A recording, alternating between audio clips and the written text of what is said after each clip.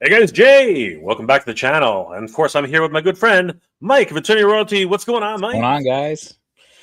I'm good. Oh, What's going man. on? Friday. It is the start of the weekend, Mikey. Oh my God, how's it been for you? Has the weekend been has the week been like a slog? What's been going on with Oh, your it's been very busy.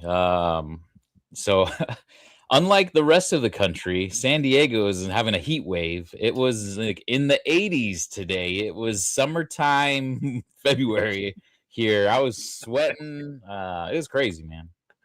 in the most And loving way possible? Go F yourself, okay? Like seriously.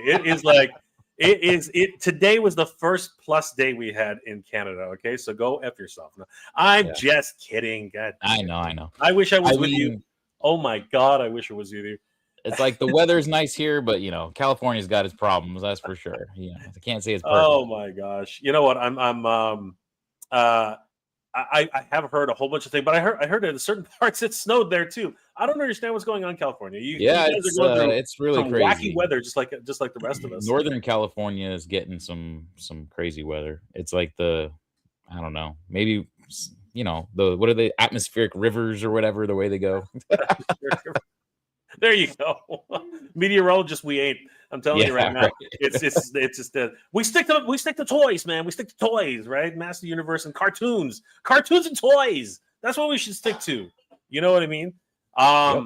Speaking of which, we have some amazing guests this evening. Oh my God, like truly, and I don't think I'm exaggerating this. I don't think these incredible creators are some of the best who have really, in a lot of ways, shaped some of the cartoons that we all know and love, beloved series and beloved creations, from comic books to cartoons to Yep. movies. Movies. Yeah. It's pretty it's pretty amazing.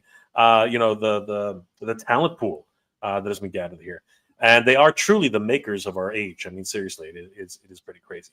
But before we get to that, a lot of things have been happening in the Master Universe, Mike, and it just never seems to stop. Remember, I don't know if you recall, because I won't stop talking about the damn thing. What did I say about 2026, Mike? Ever since 2025? 2026. I've been saying it too. It's the Yeah, year of Motu. it is the year of Masters of the freaking Universe. Both of us have been saying this, Yeah. and it just continues it just doesn't want to stop. It just doesn't want to stop. And I think you had a great phrase the other day about leaks. What did you say about the leaks? Oh, I said it's like a running faucet. There's so many leaks right now. They just won't stop. It just won't Mhm. stop. Our good friends over at He-Mani.com, as well as our good friends over at ToyHabits.com, they just showcase so many different leaks. And actually, Toy Habits talk all about the Chronicles, right? They Mhm. actually had the term Yep. Chronicles from 2025, May of 2025. So it's crazy how many leaks, but that's nearly a year. Like, it's coming up to that. Yeah. Already a year in advance, leaks were coming out for Scareglow. Couple things I wanted to ask you about that. What are your thoughts? Because I was a toy fair and I saw the Chronicles in person, and it seemed to me that they were 6-inch scale figures. But this Scareglow, he looks almost like he's 7.5 inches. You know what I mean? He looks like a Masterverse figure. What are your initial thoughts on this? I mean, Well, seriously, when you saw those leaked pictures, what our were you thinking? good friend Cobweb Collector, definitely Yes, check him out on YouTube. He made a yes. great comment when you had, I think you went live or you had a video out, and he had a comment on there saying that there was speculation for a new Eternia Masterverse Scareglow, and that it's possible that maybe they just reformatted that to be Chronicle Scareglow, and he's just at a bigger scale than the rest. Um, that would Hmm. be my only guess because I mean we've seen photos where he's next to the Revolution, yes, Revolution Revolution Scareglow, yes. Scareglow, Yep. and he's as big, if not bigger, than a Masterverse figure. Yeah, it's weird. Now he is standing in front. They were positioned Yeah, there in is a front and little bit behind. of trickery with the photo there, Yeah, but overall, I mean, you'd think of a 1 inch difference you would see. yeah, yeah, for So sure. So it's fascinating. And but the real question looms: why Scareglow? Of all the figures to have ready to go, And right? here's As inaugural an inaugural figure, why yeah. Scareglow? Did And you then see pictures from today? There I was some saw, pictures of in hand today, and yeah, it was really disappointing because again, it's just the head that glows, just yeah, like yeah, Masterverse. yeah. I think Battleground Blog got a hold of one. Oh, did he? Okay. I think so. I think someone actually sent one to Battleground Blog, which was awesome. Yeah. But that is disappointing. But that's actually very similar to, actually no, the SDC version actually did have glowing paint on the skeleton itself as well. So Okay. yeah, I don't know. that One would of the be few I don't supremely have. disappointing. That would be supremely disappointing if that was the case. That's the thing. It's That's like unfortunate. if they're gonna do it, go all in. I was pushing. I have our friend Tom. I agree with him. He was like, they should have just made it translucent with the black bones, like A Origins lot and of the people are saying Vincent. that. And I Yeah. was like, I agree. Yeah. Yeah, a lot of people are saying the same thing. But the question still looms: why Scareglow, the inaugural edition? And here's what's really weird. When that figure started making the rounds, literally a day or two later, Manuel Eduardo Caritas, Roy Juarez, actually posted the artwork as well as Yeah. the turntable turns on it.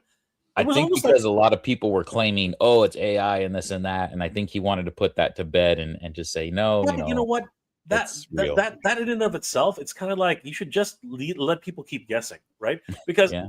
just in my opinion, right? I don't know, because the revealed event is only in 2 weeks, right? Yeah. So why not just let it happen during the revealed event? I don't know. It's just a weird set of circumstances. Yeah. And then alongside that, what people are calling disco. Well, actually, you termed you put the term out there, disco Skeletor, but a lot of people are calling Golden Skeletor, right? Yes. The Um, Revenge of Skeletor. yeah, the Revenge of Skeletor. And this one is just because there's been no indication from Mattel at all about this. There's just so many questions on this. What the heck is this? What relationship does it have to Alcala? Because Axel Jimenez, it appears that Axel Jimenez has actually been the one That was to straight off recreate. of straight off of Akala's mini comic right there, right? Yeah, I mean the whole 9 yards. You have Beastman in the background in shadow, holding on to Tila. Yeah. You can see him clearly, right? You see, Skeletor, going full like I'm here, that kind of thing. So yeah, it's crazy. What does it mean? Is it an anniversary edition? Is it some sort of? It's just so strange, right? But it also brings up even more questions because both Scareglow and this new Skeletor fly in the face of what many of us were hearing at Toy Fair, where they were saying, no, everything else is on pause. Doesn't look like anything's on pause now. It looks like it just keeps There's coming. new stuff Fast and Furious. coming off it's just taking some little, what is it? I'm thinking of like the Marvel universe, right? The little side timeline branches. Side quests. They're having just side going quests every now. other way. They're like, okay, we're just gonna do our own thing. Whenever it's the multiverse. It's a multiverse, Mike. We're having a multiverse Yes, moment. it is a multiverse of Motu. Multiverse of Motu. Now the thing about that is that actually has happened in the comics. So Yes, a lot of things going on. It's just so crazy right now, right? Anti-Trinity He-Man's gonna come back. It's crazy. Right. But the most exciting news dropped yesterday, and you and I were there front facing to really take it all in. Oh my God, Mike. If there's anything that really pushes something into the forefront of pop culture, there are two things which really push it: movies and video games. Those two really do push the envelope for any sort of cultural aspect of anything. And the video game for Master Universe, it's been a long time coming. You and I did a full reaction to the trailer. If you guys haven't already, please check that out. It's available on Multiverse Con website, YouTube page, as well as Mega J Retro. And I was over the moon at what I saw. So I found out the name of the creature. Finally, Mike. It's the Sleeping Beast.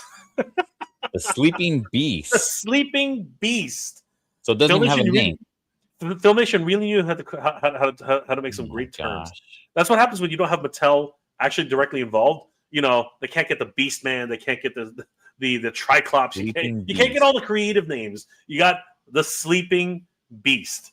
Let's give it a name. We need a chat. Let's give it a name. Come on. Let's give it a freaking name. I feel like the little Empress girl in Neverending Story, like, Bastion, say my name.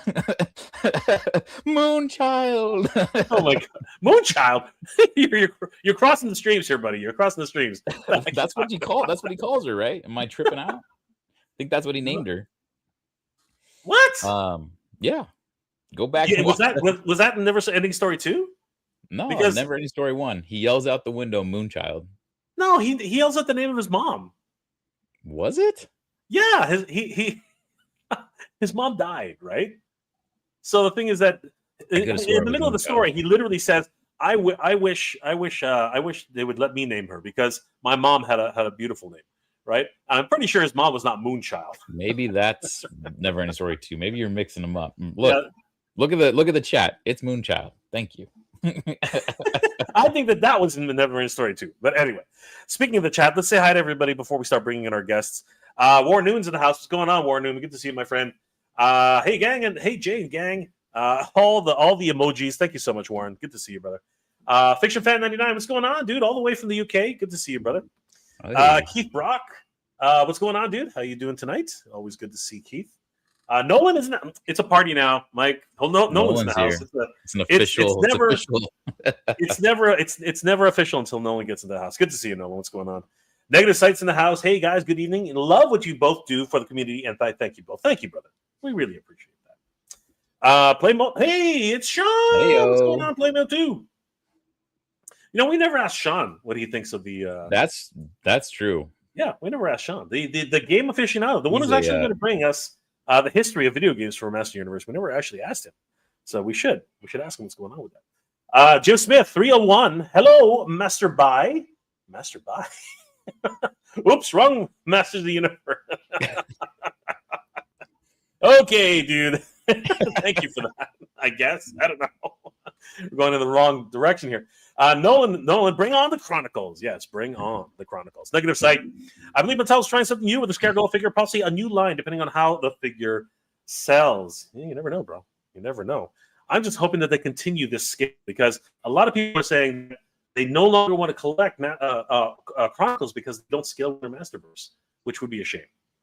And I'm hoping they finish off the 87 movie as well. Sebastian Gomez, what's going on, dude? There he is.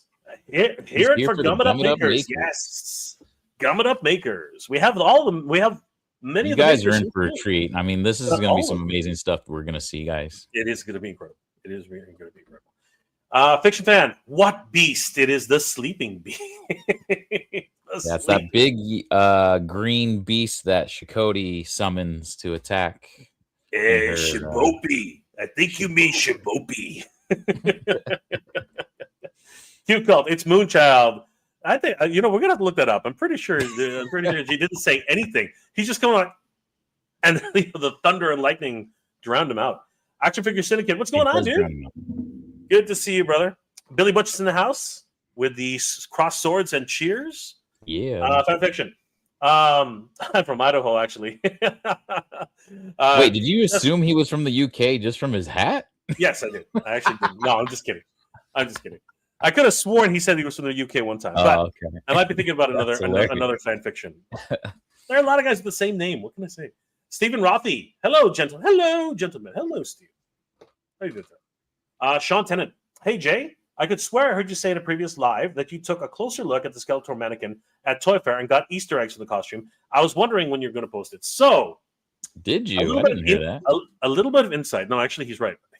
So a little bit of insight towards that. I'm not going to take too much time on this one, but I'm working together with my good friend Yuka Isakainen because, and spoilers ahead, everybody. Drum roll, Mike. Here we go.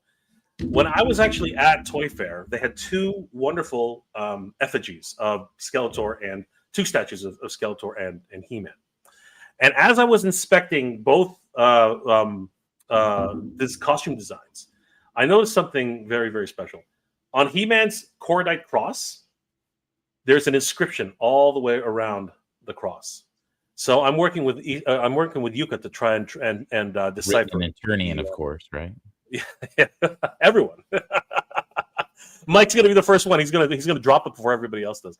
But yeah, we are working hard to try and decipher what it actually. There's an incantation in there somewhere, so we're trying to figure that out. So hope you guys enjoyed that video. It's gonna be a lot of fun. Action figure syndicate. I got 2 stone dars. Did you get 2 stone dars? He's like, what? How stoned are you? How stoned are you, bro? How stoned are you? How stoned are you? That's a good one, actually. That is pretty good. That was a really good one. How stoned are you? I always tend to look stoned, even though I'm not. Toy Cartel, what's going on, Mario? Good to see you, brother. So we're talking about Brian May. Are we talking Brian May tonight? I didn't think we were going to talk about Brian. Brian May. I don't know who that is. Oh, I guess we'll find out.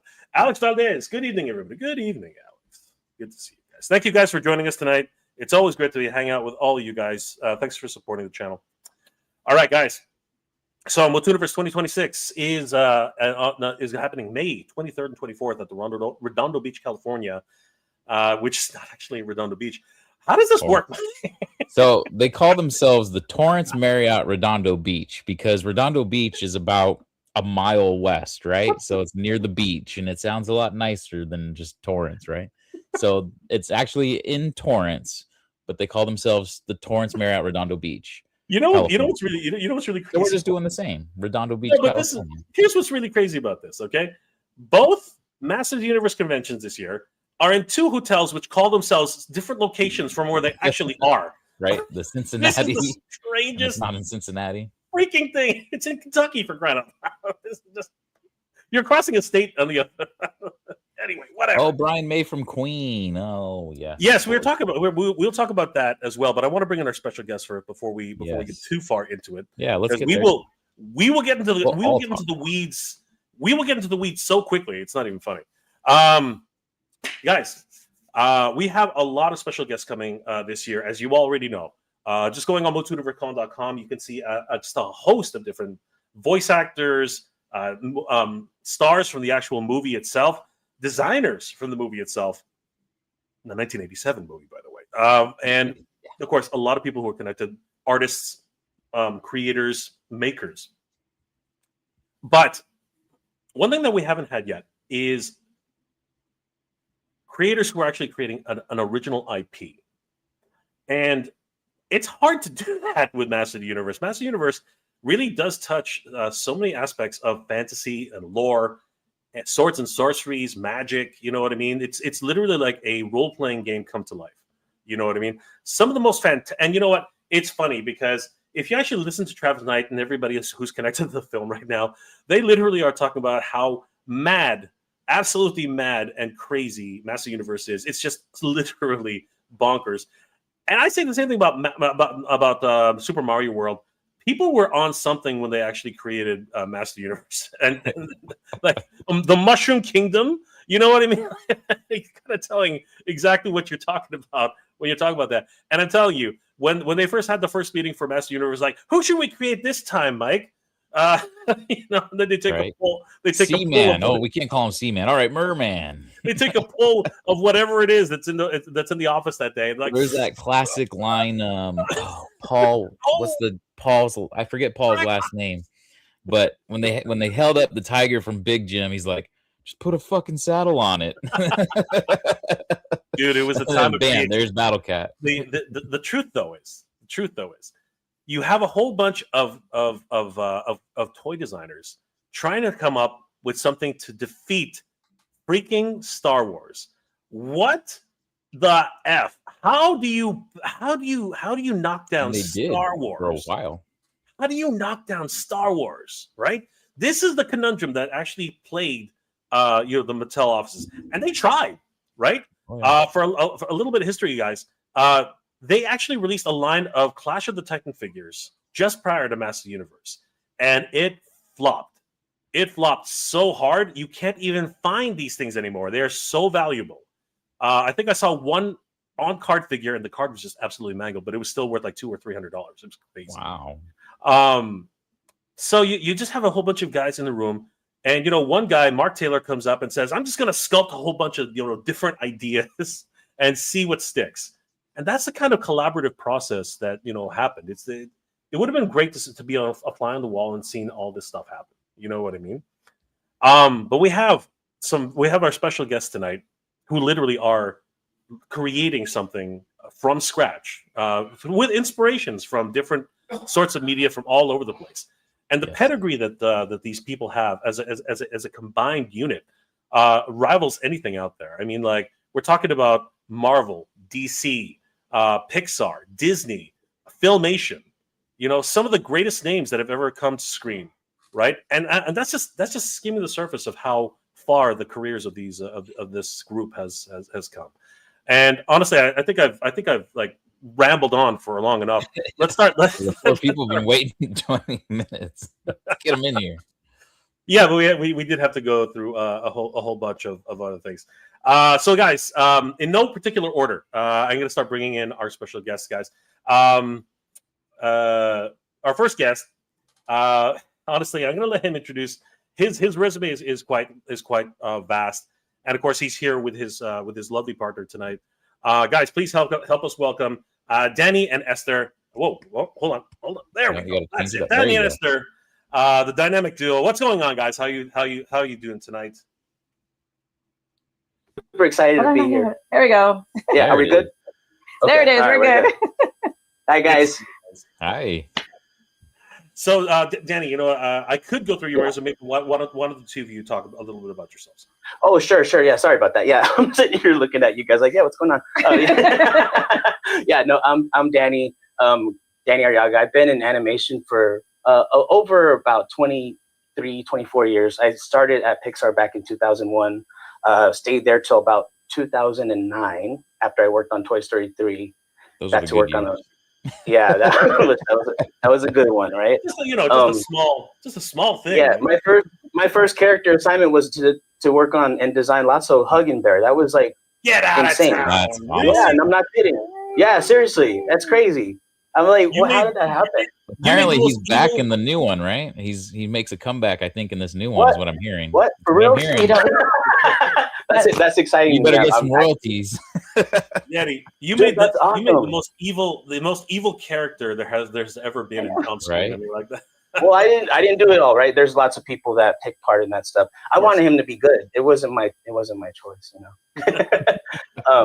But yeah, so after Toy Story 3, I always had this dream of going to Disney, and so when Disney acquired Pixar back in around that time, I thought, hey, maybe I can just transfer over there now. So I really wanted to do 2D animation, you guys. That was where my love was, but it was slowly going away. So I had to find a way to still be able to draw, but work in animation. And I found that in the art department. So I went to Disney, and I got to work on Wreck-It Ralph and Cracker Landing 2. That is so cool. Yeah. And it was just I've been so blessed on the journey that I've been on, right, to the movies I've gotten to work on. But then after a couple of years at Disney, I got the itch to come back home. I was missing the Bay Area. This is where Bay Area. I say this, we're in LA now, but I was born in Oakland. I was raised in the Bay Area. That's where I met Esther. And sorry, what was that? The Giants won the World Series. The Giants. Yeah, the Giants won the World Series. San Jose, baby. Yeah, Giants. In 2010, and so it made me really miss home. I was like, oh God, I love it here at Disney, but God, I miss this place. And also, I got wind that they were making a film called Coco, right? And so I found out a little bit more about that, you guys. And I was like, I knew where I needed to be at that time, So we went back to Pixar, worked on Coco for a while, and worked on Inside Out. Also got to work on Onward for a little bit, and that was pretty much the run after going back. And a couple of little things here and there in between all those projects. But yeah, so after that, then I decided to, in 2019, after Coco had happened, I had lost the, so for me, guys, Coco was this ultimate high. After going through all those steps to get to that point on Coco, it was the first time where I felt like this is it. This is where I need to be. And so that ride was amazing. A lot of ups and downs, but it just was so amazing to be on. So when it ended, I felt kind of lost.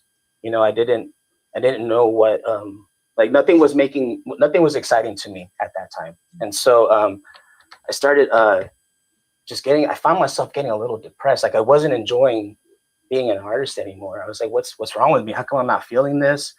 And, one of the problems of my past that I used to have was I used to lean on alcohol too much, you guys. And for me, that was a big deal. I was like, I knew that I needed to do something different because it was no longer, I couldn't sustain that way of life. I was using it to just kind of get through the I guess you would call it the depression I was feeling at that time, and honestly, it was making it worse, but I didn't know that at the time. For me, it was taking the problem away. Anyways, after I went through that, I knew I needed to get help. But after creating characters, like I realized at Pixar, I realized I was creating characters for someone else for so long. Sorry, I'm stumbling on my words here, guys, because I'm like trying to figure out exactly what the order was. Yeah, but I had been creating characters for so long for someone else that I realized I had never really created anything for myself, And there was a time at work recently, this last summer, where I was on a film, but I was struggling. I was really struggling with designs. I wasn't hitting the mark on the assignments that I was given. And, I could tell the directors weren't that happy with it. So I was really down during this time. It was just this last summer. And I just started drawing. I decided, you know what, I'm just going to draw. That's what I've always done to make me happy. So I didn't intend to create something new. I didn't intend to make what we're making now. I just wanted to start drawing characters. And little by little, they just, like one at a time, I drew one character and I put one next to him. I was like, oh, I like that guy. I'm going to put this guy and I'm going to draw this guy. And it just started, everything just kind of came together all like kind of in one go. And that's never happened for me. I've never been able to do that. But I guess I was just feeling really motivated during this time, So I had these cool looking characters, but then I also realized I needed help with the story. Like I couldn't do everything on my own. I can do character designs and I can work on worlds and stuff, but when it comes to story, that's not one of my strengths. And I know that. So I went to my good friend, Ian Dorrian, who's also here tonight. Yeah. So that's a great segue. So why don't we go ahead and introduce someone who, honestly, these accolades just keep going and on and on. This is truly a dream team, guys. I mean, who else can work on Warner Brothers Animation, Marvel Productions, Paramount, 20th Century Fox? I mean, like, again, the accolades just keep piling on and on and on. Guys, please help us welcome Ian Dorrian. I mean, oh my God. Ian, how are you, my friend? Good to see you. Hi, everyone. I'm doing great. Hey, Danny and Esther. Hi, Ian. Hey, gents. How are you? Hey, by the way, love the rhythm that you guys have and the opening. It was very exciting to listen to. I learned a lot because I'm getting more back into my action figures, but I was a kid too. I grew up with He-Man and She-Ra and Transformers, and a lot of my life I wanted to sort of move away from those things, and then something happened. My brother, I have a twin brother who's a toy designer as well, Guy Dorrian, incredible toy designer and character designer. I don't know that guy. Who's that guy? I don't know that guy. And he works with Larry Hama and many of the other great Walter Simonson, Weasley Simonson, and many other great people. But Danny and I met each other years ago. And years went by back and forth, and we kept communicating and we realized we really, honestly, not only did we get along, but we kind of appreciated each other, and we would share our lives with each other and our difficulties with each other and our good moments too. And Danny had shared with me what he was creating and why he was creating it. And when you know Danny, you know someone that is willing. You can see the heart in the character designs comes from a person, and that's Danny. It's just true, Danny. Thank you, brother. I felt like when Danny says that he calls you brother, or he cares about you or something, he means it. It's not a thing he just says. And so when he started creating the characters and we started talking about it, he shared it with me. And I have been studying. I'm known as an artist, so I'm known for my consumer products and my comic book work and my character work for The Simpsons, Rio 2, Family Guy, Princesses, and of course Avengers Assemble, and the bad guys. But I've been spending years and years working with and learning from writers. I mean, I spent time with Stan Lee. I spent time with Jack Kirby when I was younger. I taught at the Joe Kubert School, where I was surrounded by people creating their own books. As a matter of fact, I would spend a lot of time with Adam Kubert, especially, and Joe Kubert. Every Wednesday, we'd have lunch together. And for anyone who doesn't know, Joe Kubert he was one of the greats. He was one of the greats for DC and Marvel. And he taught me a lot. He taught me a lot about visualizing story. And then I began learning from story writers, taking seminars, classes from people from Disney, from playwrights, and even film writers and critics. And when Danny came to me, I said, Danny knew I was writing a lot of stories. And developing a lot, both in a live action and animation. And Danny said, Ian, what do you think? And I said, I love this. This is fantastic. What I really loved the most was, first of all, I know Danny. So when I see the drawings, I can see Danny's humor, his warmth, his intuitive nature, even his nerves, like when he's nervous. I've got all of it. These are all the different. I would say, if you don't mind me saying, Danny, in many ways, each one of these characters represents a different aspect of Danny as I know him. So I could. It was like I knew them right away because of that, because I know Danny. And what a blessing I felt it was when Danny talked to me, and he loved what I had to say. And then he said, "Hey, you want to tackle this? You want to do the writing? You want to do the work on the backstory?" And I have to say, we've all been very collaborative. I will come up with something, and I present something, and I share it with them. If it vibes, great. If it doesn't vibe, great. There is no ego here. When one thing I have to say, when you work with real professionals, one of the great things about true professionals is people think it's just the drawing, or if they can copy the way they did something. It's not that at all. As a matter of fact, it's a way of thinking and a way of approaching teamwork. And I've gotten very close with many people from Pixar, and I've worked with people from Pixar who have gone on to work for other companies and then brought me on either as art director or working with them in story, and then doing visual art. As a matter of fact, I worked on a really amazing project with Capital One, and it actually showed at Pixar. And I worked with essentially a crew that had all worked at Pixar. And we worked on story, we worked on visuals, and I brought in artists from Marvel and DC. So my twin brother, Guy Dorrian, was with me. Joe Sinnott had come on to be an advisor before he passed away. For anyone that doesn't know Joe Sinnott, he's the premier. I would suggest the premier inker ever to work with Jack Kirby. He's extremely well known for his work with Jack, especially Fantastic Four. And we just had a wonderful time. And what I discovered was that it was about teamwork. While we had a hierarchy, no one treated each other that way.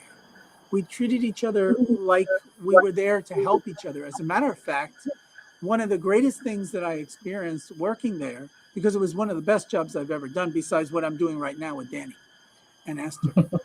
And and Adrian and Vic. One of the best things that I learned working with those people, and all of them from, as I said, from Pixar, they were there to help me do even the menial tasks to get something done. It didn't matter who was responsible for something. We helped each other. I mean, we held our own, but we helped each other. And I said, this is what I want to do. I want to keep working with people who either have this sensibility or come from this company, because I know the way that they think. And I'm talking about people who have been entrenched in old school in Pixar for years. And it just made it even easier for me to associate with Danny. And so I gave a crack at it with the characters, and it took a while. It took a while to figure out how to make this work. I mean, it looks like it. How does anybody make this work? I mean, Gumming Up Makers is, I mean, Danny wanted to take all the things from our childhood, right, Danny? And bring them in together, and he's hugely inspired. We all are by He-Man, and that's the next person coming in that we'll talk to. Hugely inspired by He-Man. I think he's freezing up. Yeah, I think. I'm not sure if Vic is still. Let's see. Hopefully he'll come back here. Yeah. Sometimes it'll freeze up like that. And... So if you I could text him. Love for him, and he has a huge love. I keep hearing him. Hold on. He's just gone. We love Ian. He keeps going. We love Ian. He'll keep going all day, guys. Right.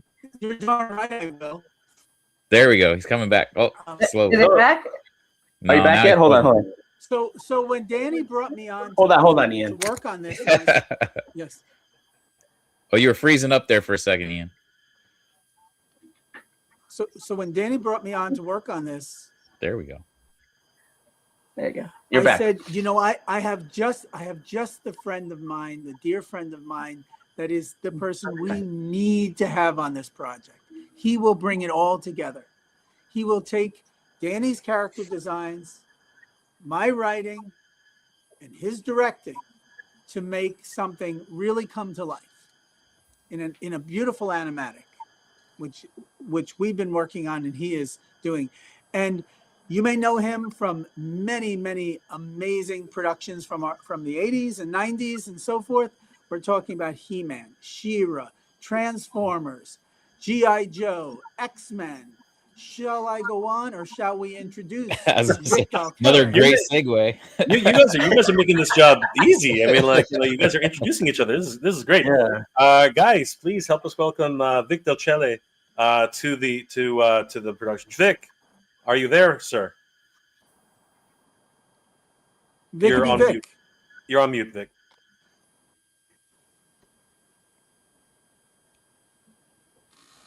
Vic, you're on mute. Hello. We got him.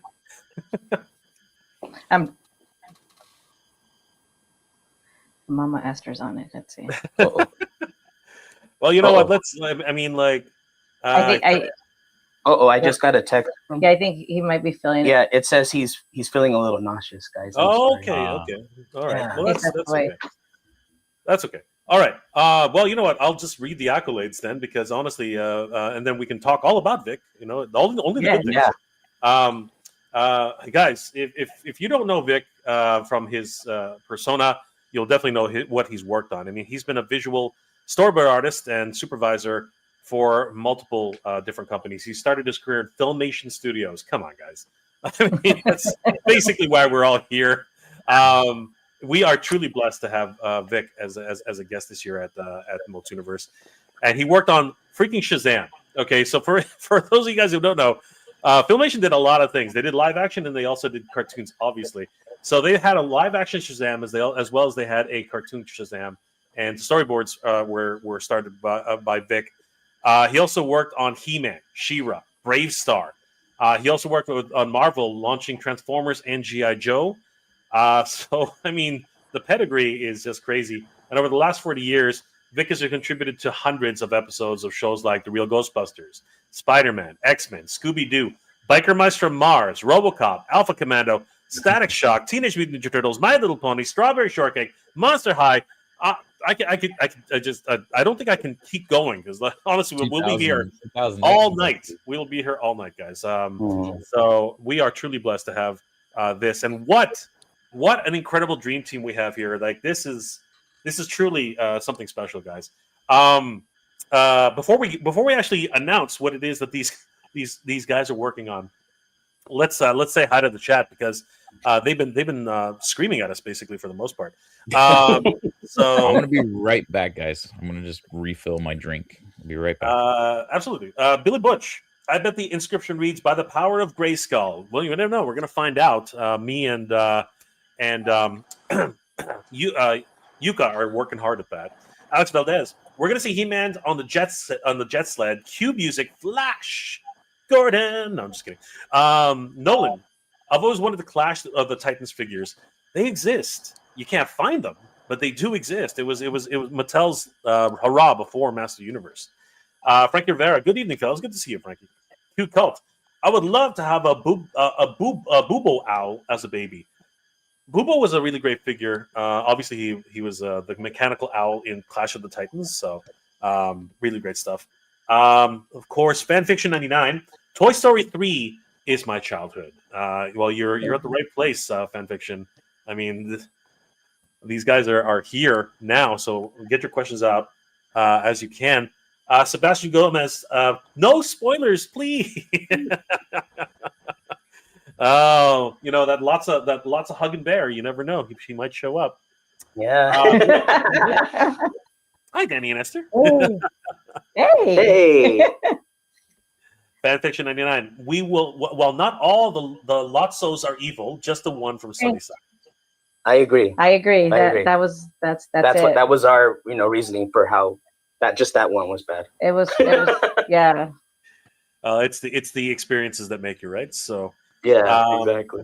Sebastian Gomez, you never told me you worked on Onward. Hi, Sebastian.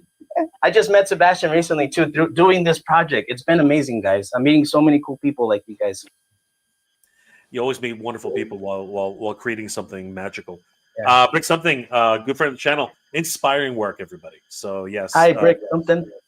Everybody here, it's truly inspiring. I got to tell you. Hi, Ian. Hey. Hello, Billy Butch. Let's see here. Cynthia.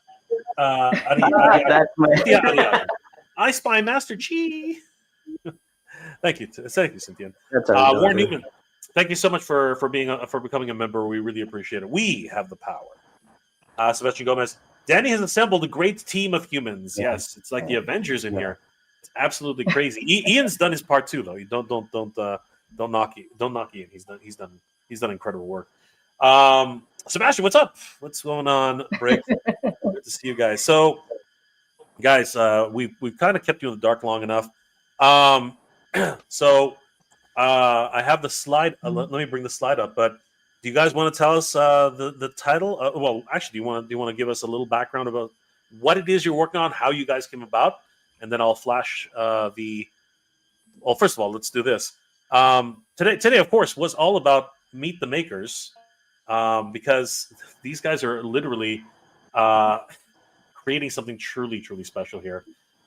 There's the full team, except Esther. Sorry, Esther, I didn't have your picture. Hey, it's okay. We need to update my photo, by the way. I'm backstage. That's an important role, though. That is a very important role. Social media is huge. Come on. But yeah, so these four now 5 team members are really killing it. And when we finally show the slide, I think you guys will agree it's something truly special. Who wants to take it, guys? What are you working on, guys? Ian, do you want to start us off with a little bit of where you're at? Sure. What we're working on is a really exciting story. As I had mentioned, where I left off was that now we had this challenge, right? And Danny brought to me Danny, I think maybe you should be the one to mention the title and how that happened, how that came about, Sure. and then I'll go into the story. Okay, cool. Yeah. So like I said, I was saying before, and before I was getting all nervous and stuff. That's how it usually happens. That I was on this assignment that wasn't going very well at work, right? And so it was really like bringing down the mood for me. So one of the things that I do to cheer myself up is to go back to art, go back to that when I was a kid. Whenever I wanted to just like feel better or just to go be by myself, I would love to draw, just go into this other world and just not worry about the world outside, just kind of focus on your own thing. And so I had this energy when I got home one day to just start drawing, and here's the thing too, we always look at reference when we're designing these characters or we're designing worlds. We always start with reference. None of this stuff is just drawn straight from your head. We don't, we do that because we like to bring authenticity into all our designs. And in order to do that, you got to be able to pull from reality, right? But in this case, I was like, you know what? I just want to have fun. I'm so tired of all this, like, making sense of everything. I just want to have fun and draw something really cool and just let the artistic juices come out, right? And so I just started drawing these characters, like I said earlier, and just one at a time, the team just started assembling itself. And all of a sudden I had this like cool looking team. I was like, oh, what if they, and I just started thinking of things like, what if they're like barbarians, because I love He-Man, but I also love so many other things. And this could be like a symbol of my childhood. How about that? Let's do that. And so I started pulling all these things I love. I love gum. I love He-Man. I love My Pet Monster, and many, many more. But these were the some of the main ones that I really loved. And so I just started like leaning more that way. And I was like, okay, so they're monsters, but they're also gonna be barbarians, and maybe they can use gum to make things because they're makers. The whole idea is the reason why they're called the Gum It Up Makers is because we want to just really inspire the joy of making, right? Do you want to talk a little bit about? Yeah, no, it's just that feeling of like, I mean, I don't know. We all have that.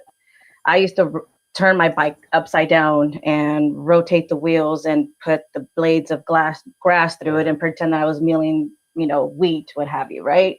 Like just going back outside and just pretending. And that feeling, what happened is that I actually like watching Jade, watching you guys on YouTube. I just went back to school. We became empty nesters, and we said, well, which trouble we're going to get into? And I guess this is a trouble we got into. Watching you guys, watching He-Man. And yeah, Esther, you were at school so much, right? So I was home alone a lot, you guys, watching you guys, and like, go guys, go Kickstarter, because I was really rooting for the Motu universe. And as I was watching, I actually had you guys on in the background, a lot of the times while I was working. So yeah, very inspiring, you guys. So that's kind of how we ended up to start to draw these characters. But then, like I said, I need to get, and I had these characters and they look cool, but I felt like no one's going to really care about these characters unless they have a story. A story would give them a soul, something that people would really cling on to, right? Yeah. And so that's what I meant by earlier when I said I can play with story a little bit, but I was like, why don't I just go to the people that are really much better than I am? I know. And we want it to be something fun. Yeah. It's something fun, something to, I rewatch He-Man episodes, right? Yeah. And as you rewatch them, there's just fun. It doesn't matter. It was planet, you're in Eternia, and it doesn't matter. It just happens. What the story just unfolds, and you're so involved with the story as it's unfolding, and it doesn't matter what happened before or prior, So just something fun and colorful, and that's where Ian jumped in, and now we have Vic, and it's been so fun. It's been so much fun. What I really am finding that is really fun too is I'm doing so much more with her now. Like, I mean, we've always done stuff together, but this time we never really collaborate on the same thing, like for a project, right? I guess we've done like little creative things for the kids and stuff, and for things around the house, but we've never like taken on work together. No. And so this is an opportunity. I've always wanted to bring Esther more into the world that I do, because she's actually a really good manager, you guys. Like she gets me on point. Like if I need to be somewhere, what I need to get done. That's why she's helping me manage this whole project right now. Wow, there's a lot to take in here. Hey guys, I think Vic is back. Vic, are you there? Yeah, can you hear me? Hey, Vic. Yes. Good to see you. Yay! Hi, Vic. Hi, everyone. I think I've got my camera on, but I just see a green screen. Yeah, it's so if you want, Vic, Yeah. at the bottom of the screen, you see a gear icon. Yeah, I do. If you click on that, right, and Yeah. you click on camera, there'll be a camera setting, and it'll tell you which camera you currently have on. So Oh, it picked the wrong camera. it probably picked the wrong camera. As we say back in Jersey, bada bing, you know. So there you go. You figured it out. Select the right camera, right, and then hit the X. Like if you can see yourself in your camera, right? Once. No, I don't. Okay, so did you select the other camera? Yeah. Well, I got 3 choices. Pick the one, and all of a sudden, You when you want. see your face in the preview, then you'll know it's the one that's working. It Well, I sounds don't like see my something out face of in our any of them. story. Right. Got- Which is, got three- it's probably a good thing. I don't think so. No, it's not. We want to see your face. We love you, Vic. We love you, Vic. Yes, we'll take. Well, thanks. If the voices all we get tonight, it's okay. But Yeah, it's all right. we would love you- to see you. You could That's what I do. get. That's what I get for turning the camera on. You do a great Duncan. You know, Okay. you do a great man at arms. Oh, no, nothing's working. I'm sorry. No, Nothing- don't apologize. All right. It says everything's working, but it's not letting me do anything. Well, you know what? We can hear you, Vic. I think that's Yes. that's really the most important thing, because you're Yeah. here to tell your story. And first of all, thank you guys for joining us. I mean, as I said, this is kind of like Avengers. You know, you guys have really gathered a team here, which is truly special. Since the 3 of you are already here, wanting to tell us a little bit about your the last member of the team, who's not here tonight, Adrian. How did he get involved in the project? Go ahead. No, please go ahead. Adrian is here to help us manage, and he has had the experience recently with producing some short films. I met Adrian back at Pixar when I first started. Yeah. I've known Adrian forever. He actually, he was a fun fact about Adrian was that he was the voice of Wingo from Cars. You know, the laugh, that kind of like. Oh, nice. Yeah, that's my friend Adrian. But he was a manager there for many years before he left. So that's how I met Adrian. I've been in touch with him ever since. Like, we're great friends. And he's another person I reached out to because I was like, well, he's done a lot of like producing, he's done a lot of coordinating, and Adrian is like, right-hand man for that kind of stuff. And so I reached out to Adrian too, and that's how Adrian's a part. He couldn't be with us here tonight. He has some plans, but we miss him. That's awesome. So guys, talk to us a little bit more about Gum It Up. What is the overall story, and who are the characters? How do they fit into the world? And tell us a little bit more about the gum. Like you talk about, how they can make it's makers, right? It's all about making things. So talk to us a little bit about how this works. So Go ahead, Ian. So I don't, Danny. So I don't know how much you want to share and how much you want to hold back. I was like, so without Yeah, I know, right? That's why Can't let it all for out. the first time. so with in case that. if anyone knows, It's really, we're in a really rough spot. Yeah, it's like everything's really rough right now. Well, what we could share is if you want to share the characters' names and the descriptions, those are Yeah, there you go. What we could say the gum right now. Right now, if you think of the gum, think of the source Of energy. Source of magic. It's just magic. So for right this is now. a world. This is a world that is an adventure world filled with magic, filled with, there's even transformations to occur. And it's an epic story. To be honest, it's quite epic. While it has humor and so forth, it's actually has a lot of heart. The story has been built around the main character. The main character is Munchie, and Munchie comes of age, and he doesn't understand. He doesn't know what he's about to get involved in. He doesn't know the past of his parents. He doesn't know the past of his family, and yet his family has contributed a lot to the small place where they live. But there's a sort of a dark secret underneath as to how they acquired the making abilities, and where the source comes from. And there's a place, I won't give proper names for anything right now because I don't want to give too much away. But when Munchie comes of age, a very dark, sinister person arrives, and they need and demand that Munchie does something that only Munchie can do. But Munchie doubts himself. He doubts himself constantly. He cannot compare himself to his father or to other people. And this is where Munchie believes deep down inside he has strength, but he just can't accept it. He can't accept it. So he's called to action. He's called to do something. Look at that. And Munchie, he's a mama's boy. He's a good guy. He doesn't want to hurt anybody. He doesn't want to do anything like that. But he has to go and do something that even the people of the town don't believe he can do. Well, he does it, and he sets off on an adventure. And when he sets off on this adventure, he doesn't understand or know the depth to which he's getting involved. But his buddies go along. And just a surprise for you, Boobaloo is his bro. And this big orange guy is the brother of this blue guy, this tiny little blue guy. And they're twins, actually.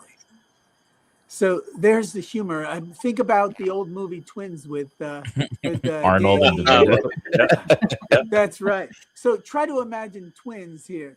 But what we've got here is we've got a team of characters that come together that go on this adventure to discover and find out what is the source. And on this adventure, they go through trials and tribulations that are very similar to the kinds of experiences you would get when watching classic films. Danny, what's that one that you love with David Bowie?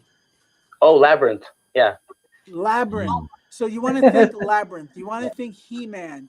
You want to think.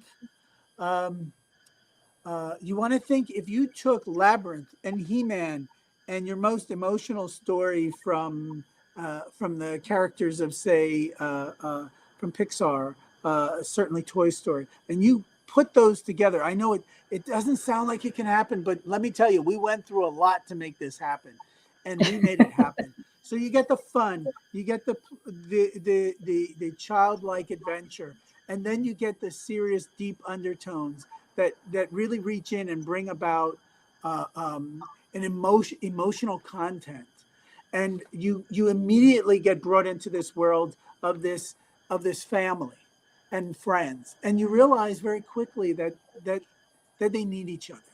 And I think that's what this story is about too. It's the same thing that brought us together.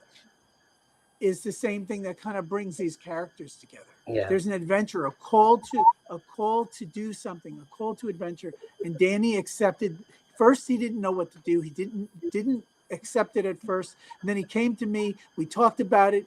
We brought Vic on, and then Danny said, "I'm ready. I get it now. I know what I want to do." And Danny just went to town, character after character after character. And every time I saw a new character, I just had to write more and write more and write more. And then we gave it to Vic. And Vic took, I wrote the entire premise of the story from beginning to end, complete beats for the entire 90-minute production, should we have one. The goal I was going to say, I see we have the toy there. What is the ultimate goal for you guys? As far as media, are you looking to do like a short film, like a series, comic books? What is your guys' goal with the medias? Long Danny, term, would you like to go? right? Yeah, go ahead. Long term. Oh, I mean, obviously, Esther? we would love to. Yeah, we would love to have a short, long term, A show, you mean? a show, yeah. show. But maybe soon before the show, a comic. I mean, there's a lot of stuff that's still kind of in the works. That's really exciting. This is it's been exciting because I've overheard and we've been together for so long and been with the creatives and being able to, I mean, these meetings have been fun, guys. If you could be a fly on the wall, they've been extremely fun. And Vic has been great. Boobaloo is Boobaloo because Vic named him Boobaloo, and we ran with it.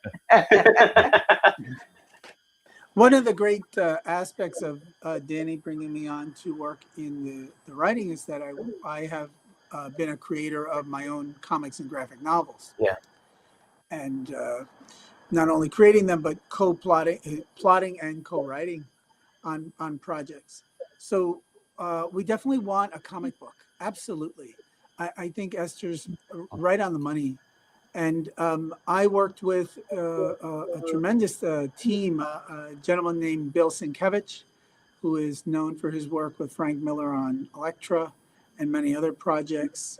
I worked with Mark Teixeira, Wolverine, Ghost Rider, and Punisher. I was his assistant for years. He's one of my dearest friends. So I had the chance to work with really amazing people and see a project through from beginning to end. So we ended up with a 140-page book, and that was called Law of Resistance, and it was an epic adventure. And when Danny came to me, I said, "Oh, now I know where I fit," because I love Disney, I love Pixar, I love Henson, I love Danny's designs, and I love action adventure. And so we're gonna give you a comic book. Nice. But what we wanted, I knew Vic. Vic was the link.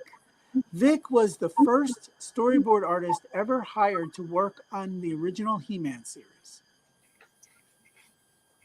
So you're seeing why this was so important, that Danny designs, I write, I can do comics, Danny can do characters and environments, and Vic was not only a story artist, but a director for animation. He was a director for, I believe, 2 seasons for Static Shock. Wow. Nice. So what we have here is comic book and graphic novel creators, character designer and story developer from Pixar and Disney, and we have Vic Kelly. I mean, I knew that we came from different worlds, but together we're going to be able to do something from our different worlds and homogenize it. And by the way, take a look at these drawings, everybody. Take a look at these beautiful illustrations by Danny. Wow, I'm just blown away. Yeah, when we met with you guys, just to put a little backstory on, people were like probably wondering like why Motuniverse and Danny and Gummit Up Makers. I'll put the backstory on that. So Danny reached out, right? And like you said, we were on in the background. I didn't know this, but you were working on this while watching Jay and I doing our Kickstarter. And Danny, I think you reached out via email, right? And so one of our team members is in charge of for exhibitors. We had a team member, and he said, "Hey, there's someone reaching out. He has his own IP, and he's looking to do a Kickstarter and wants to showcase it at Motuniverse." And I was like, "Okay, well that's interesting." And then he's like, "Well, he used to work, or he works at Pixar and this and that." And then Jay and I's ears perked up, and we're like, "Wait, what?"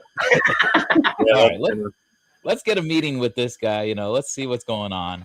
And then Danny, you went into further detail. I'm working with Ian. I'm working with Vic, and it was like, whoa, okay, like this is something. And when you guys showed me these initial drawings, my mind was blown. I was like, this is like the perfect thing. Like if I had a 3 to 5 year old, they'd be watching this if it was a cartoon, or I'd be showing them like kids book, something like that.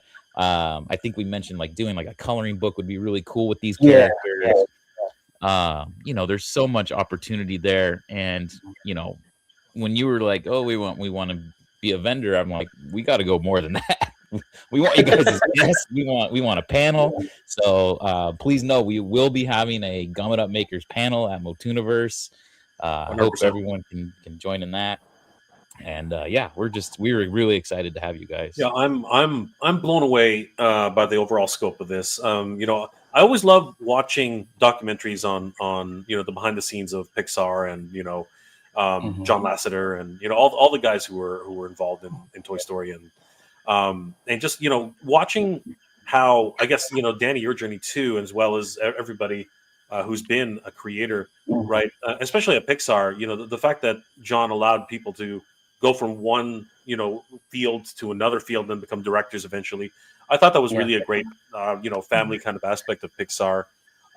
You know, and I think it's great that creators were allowed to spread their wings a little bit more, create shorts of their own. You know what I mean? Like, so something like this, you know, it really does just tug at the heartstrings for anybody who was a, you know, you mentioned Labyrinth, and that's actually the very first thing I thought of when I saw Boobaloo. I thought I was thinking, sorry, what was the big guy's name? The one with the horns. I can't remember his name anymore.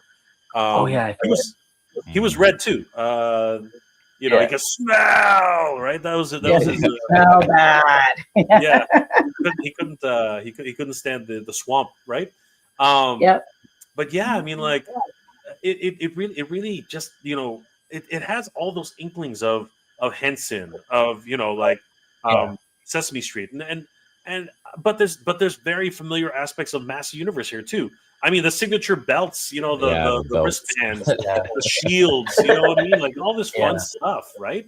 But then I see the archetypes too, you know, the warrior, the wizard, right? The adventurer, right? The wizard, you know what I mean? Like all of these D&D type of roles, right? The barbarian, right?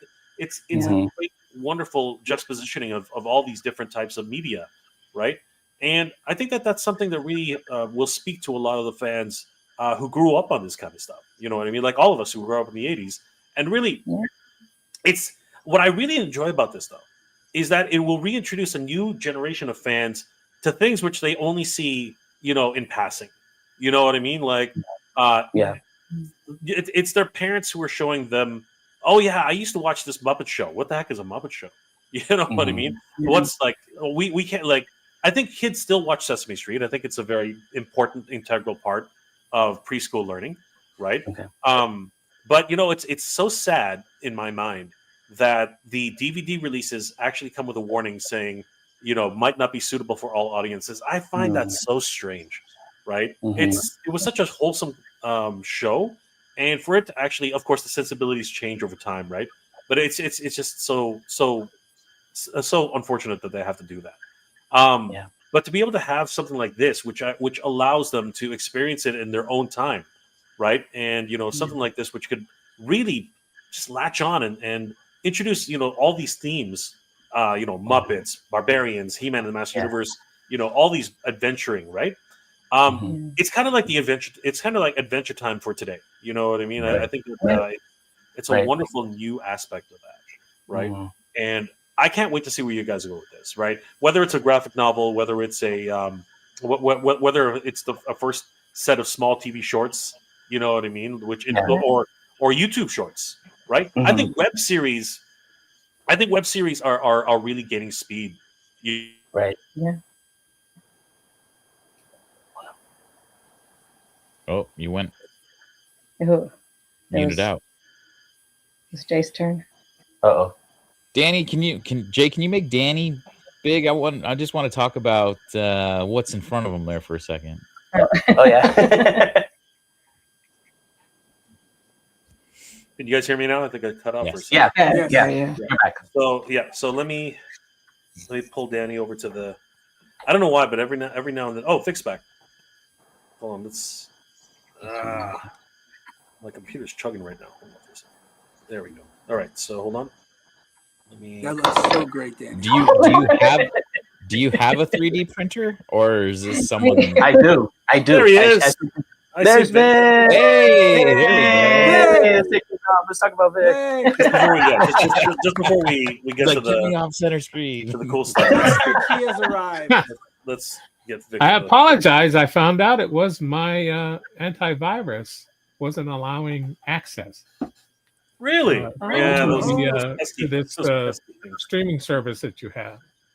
So I just had to go offline and then find out what the problem was. That's Well, awesome. it's nice So to here- have you here, buddy. We missed you. Good to see Yep. you, Vic. Yeah, good. Happy seeing you're you. here, Vic. Thanks. It really is a dream team.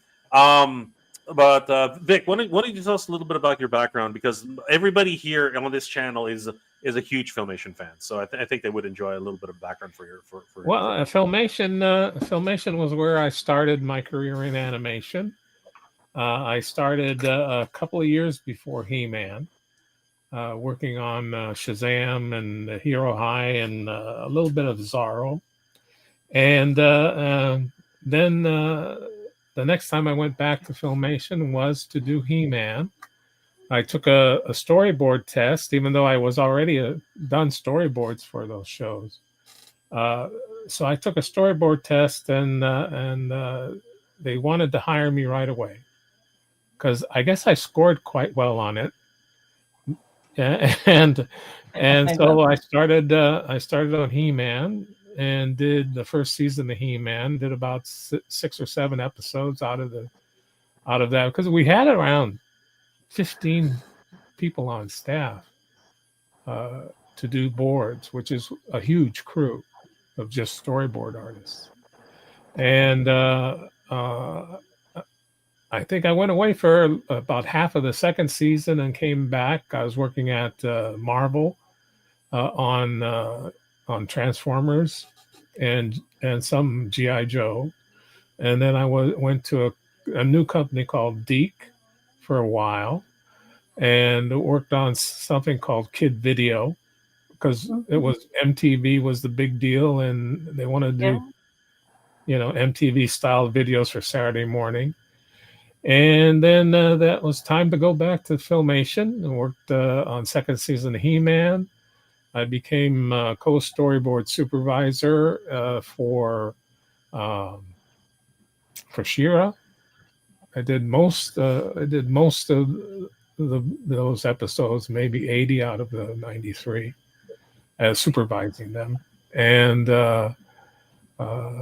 their version of Ghostbusters and Brave Star and one more thing, and then I was on to all sorts of. It's been 40 some odd years of working in animation, shows. But that was sort of the beginning of it. The first decade, let's say.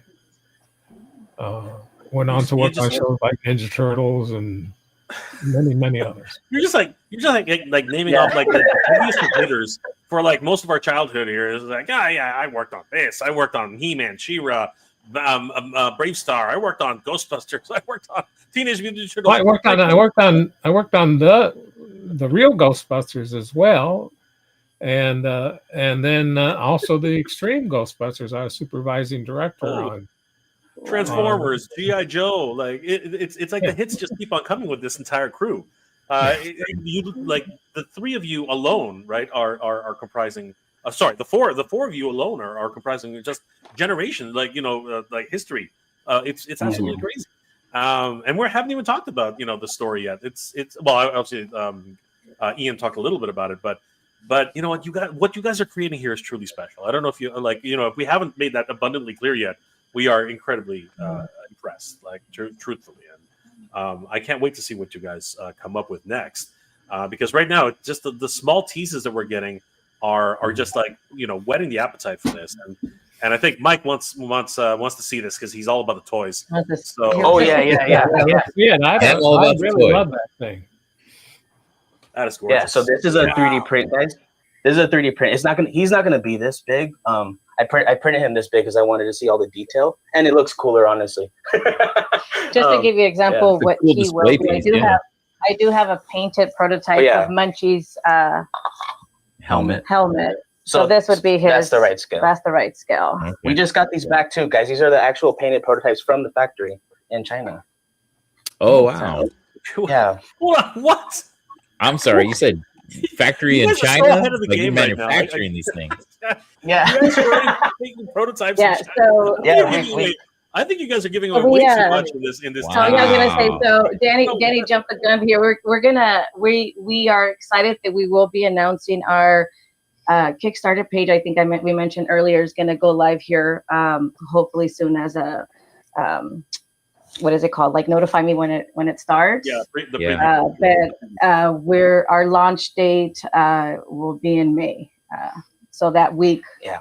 Of the event. That is incredible. Okay. Yeah, so we're excited because we have some fun things that hopefully we'll get in time to help to sell so we can make these toys. Yeah, what actually happened was when I created the characters, and while I was working on like trying to gather a team of people, right, and before I approached Ian, I also knew that I wanted to make a toy. Because I love toys. I love toys so much, and they make me happy, and it's kind of like they're like my new addiction, and it's a healthier addiction, and it's a good one.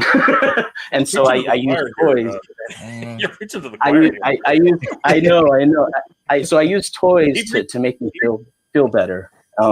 And so anyways, I reached out to some modeling friends. You want to take that out? Yeah. Oh yeah. I reached out to some modeling friends that I've met through the years, and one of them knew a amazing student who lives in Brazil. His name's Felipe Rodriguez. He has an Instagram as well too, but maybe I can put it somewhere for us to see it later on the link or something. But yeah, he sculpted this this one and the other one. There's two characters.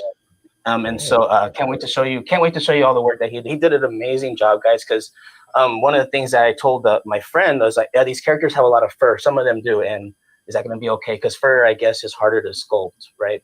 And to make it look like you can go so many ways with it. Like you can go really real with it. You can go way pushed back and pull almost smooth. And then you can kind of somewhere in between. I wanted somewhere in between. But then here's kind of what happens. Like a design problem, guys, is that when you do that in between, it kind of looks like he's bald here, right? So when you see this painted all one color, though, you don't feel that anymore. But in the sculpt, it kind of does. So there's just little things like that, but you have to make decisions as you go. And yeah, so he's the guy that sculpted. I just want to make sure he got credit. Yeah, very awesome. Oh, he did a wonderful job. There's so many moving parts. There's so many people on the team. But wow, just the world building you guys are getting into is crazy. And we would be happy, to try and help push this for you guys. I mean, like, honestly, it's all about reaching the right audience and getting people aware. The awareness portion of the campaign is probably the biggest part, right? So and of course, if you are launching it at Motsuniverse, it'll be our pleasure to help get the word out and get as many people as many eyeballs as possible. I don't think you'll have any. So much. I don't think you'll have any shortage of people who would love to get something. I mean, the Muppet community is just massive, and two different companies now actually have licenses for Sesame Street as well as for the Muppets show. NECA is actually doing Sesame Street along with Super 7, and even Blokey's has the Sesame Street license as well. So there's a whole bunch of different toy companies who are doing Muppet related toys. So I mean, the market. It's a crazy serendipity, yeah. It's just crazy how this is all lining up. Like it's just things are just falling into place, and we're so grateful, you guys. Thank you so much. Grateful. We are humbled and so grateful that you guys would consider coming to us to showcase and be part of the show.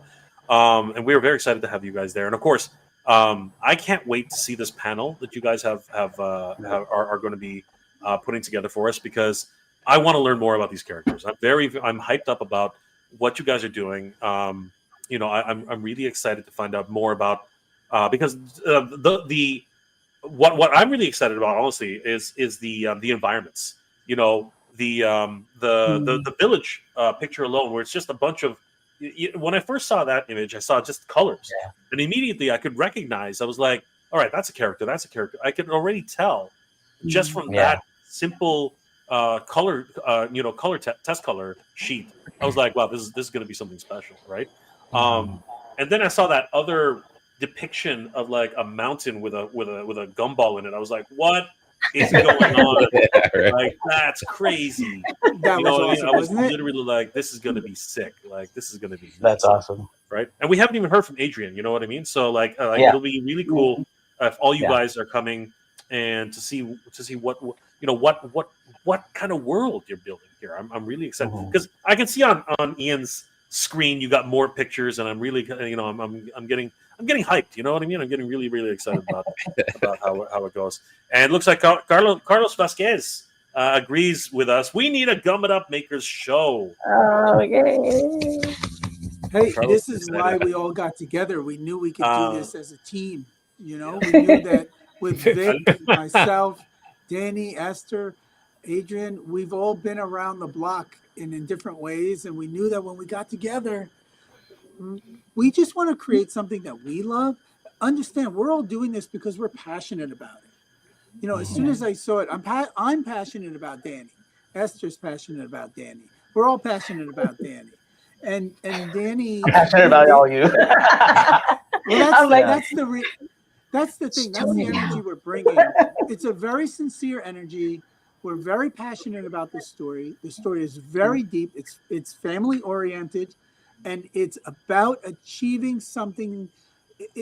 It's meant to inspire people to believe that they can be greater, that they have the greatness within themselves, and that even though there's a source,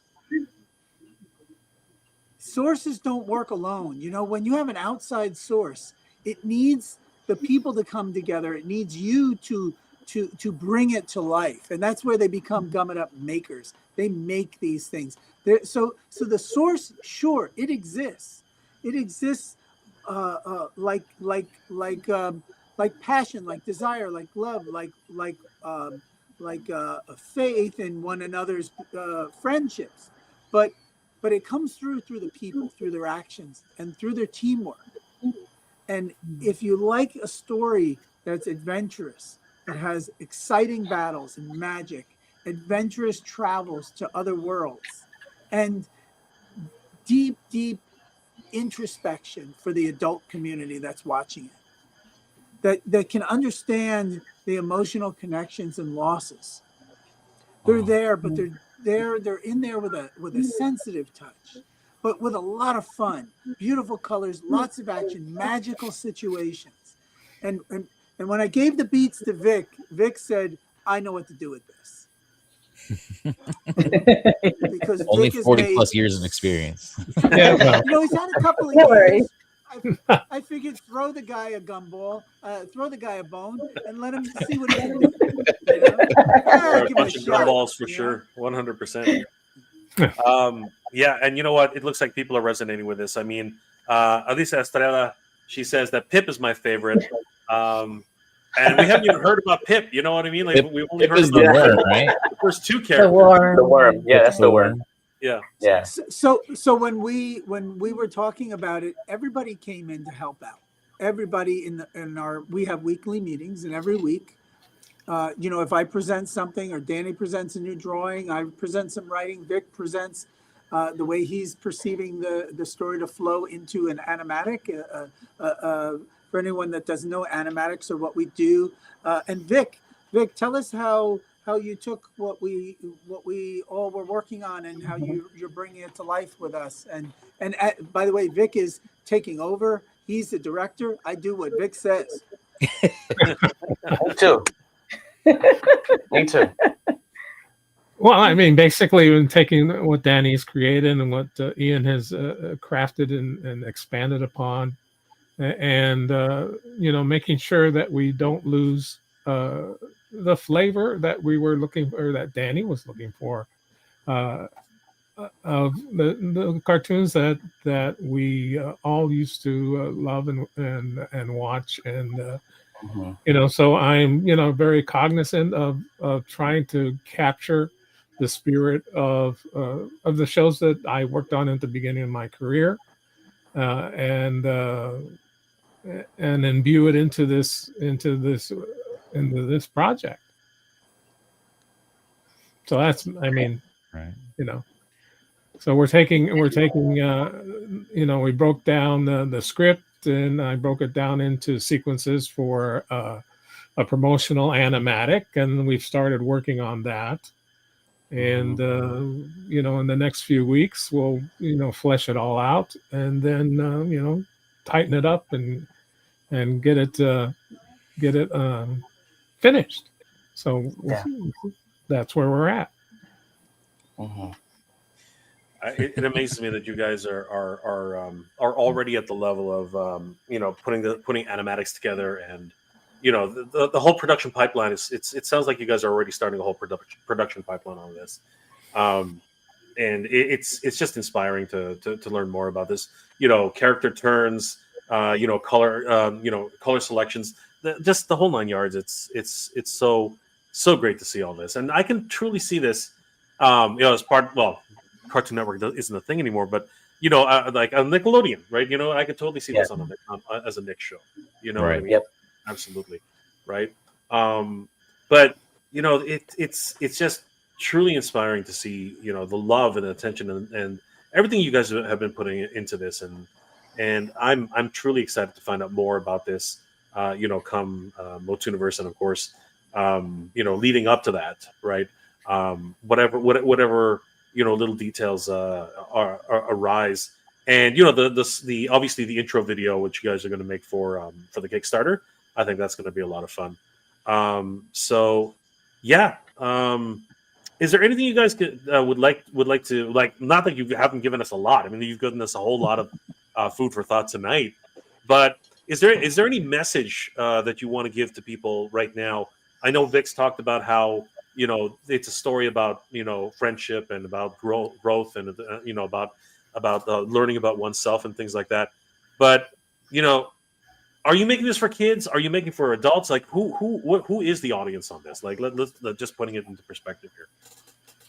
Yeah, I mean, honestly, I've kind of gone back and forth. I'm like, oh, we should just go all kids, and then always there's this part of me that's like, wait, I want to kind of tell this part of me though, and I, as I'm putting these personal projects together, I'm trying to you're trying to put as much of yourself into it as possible, and so I was just trying to I was thinking, well, when the reason I brought up the drinking thing earlier too is because, well, I was lost, right? So, what if there's a moment in this story where this character is just lost, right? And so he needs to find his way out of this darkness, and it could kind of be an analogy of what, kind of going next to what I've been doing in my life, and healing and making things better and just being a better person moving forward, right? So, As a matter of fact, Danny. Oh, go ahead, Esther. And I was going to say, at the end of every episode, like the PSA messages. Yeah, the PSA messages. I love it. That we Yes. did. Think that, Yes, right? yes. Think that. Yes. Think that. So go ahead, Vic. We really resented doing those because there was so much Government Thanks. enforced. because of Action for Children's Television, which was a group that was really censoring animation for Saturday morning, or Do you guys know if they still do that? and to appease them, they said, we'll do these PSAs at the end. And so in a way we were kind of like, begrudgingly doing them. But I gotta say, I've had so many more comments about how those affected the young kids that were watching, and how And we were just and it's like, well, we were just stupid young guys who didn't know what we were doing.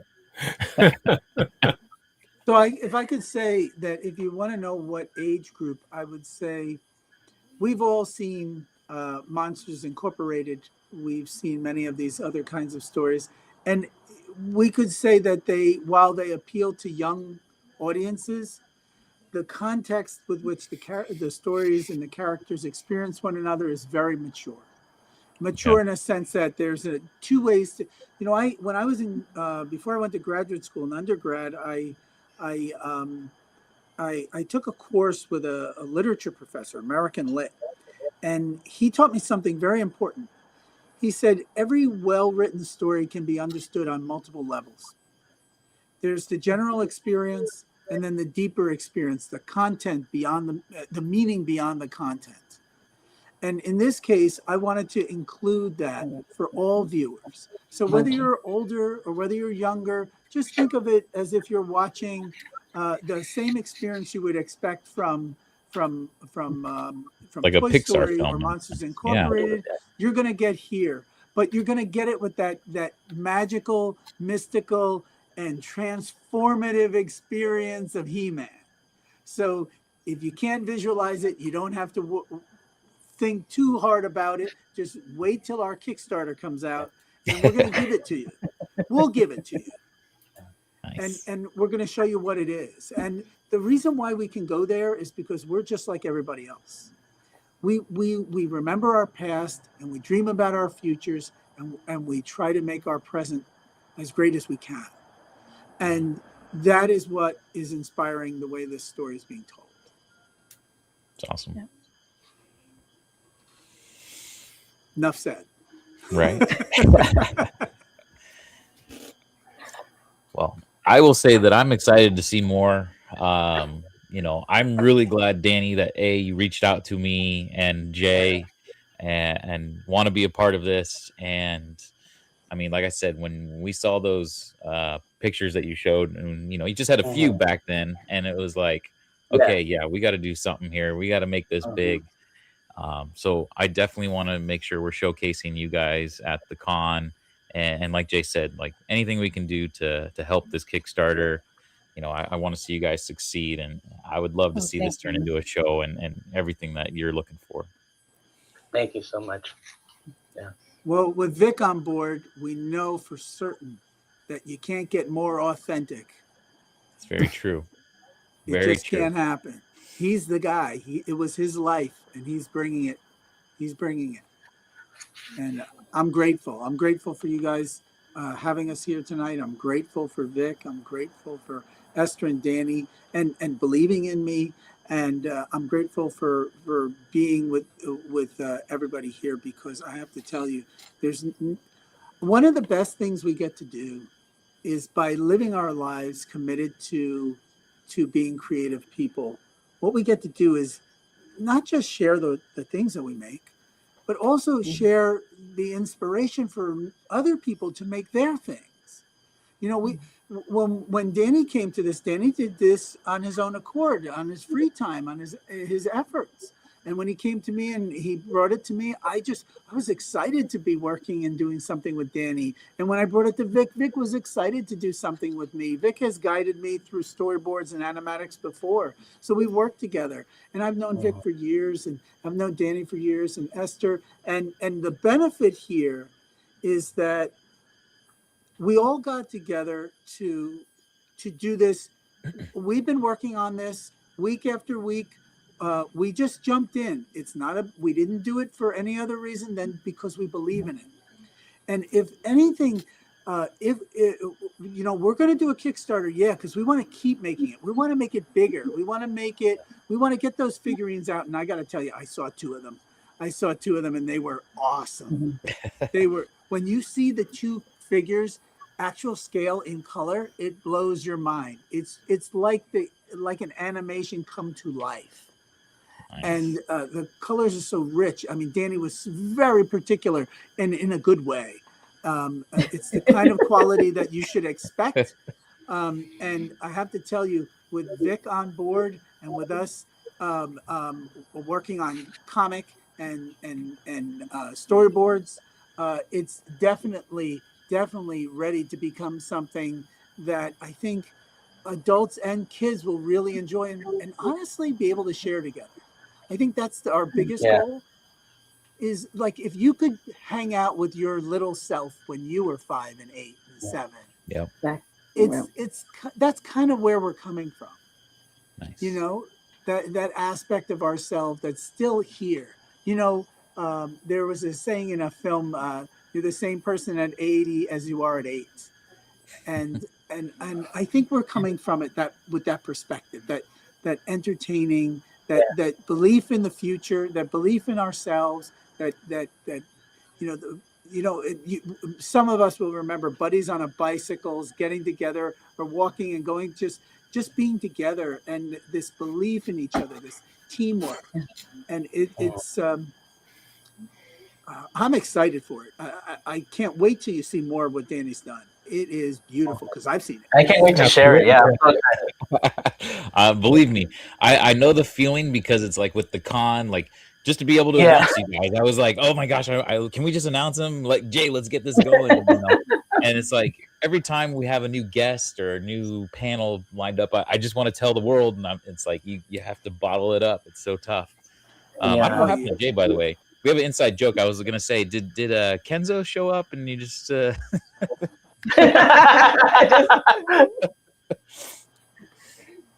I saw Kenny. He just popped in for a second, so I had to leave. Right.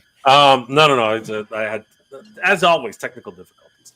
But yeah, this has been an incredible, just a peek behind the curtain. Guys, this is something which I think this is a true dream team that's been assembled here. Danny, you and Esther have really brought together, people from all walks of life and many parts of the industry, who, like, from legends like Vic and Ian, and of course your good friend.